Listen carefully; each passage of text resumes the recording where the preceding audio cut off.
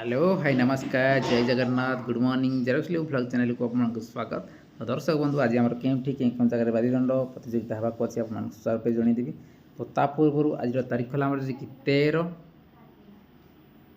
जून 2026 13 जून 2026 आज देखा प्रथम तो ग्रांड ओपनिंग होगा जाऊँगी गिरांग दंड नृत्य।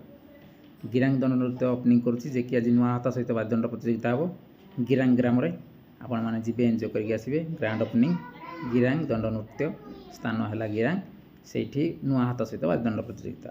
और 2 नंबर रे जे डाहिवर दंड नृत्य आज गाँव में रज उपलक्षे जे आरंभ कर ग्रांड ओपनिंग ड्राइवर हम आज ग्रांड ओपनिंग ग्राम सिंगल से निजे करेंगे ग्राम में डाहिवर छेंडीपदा।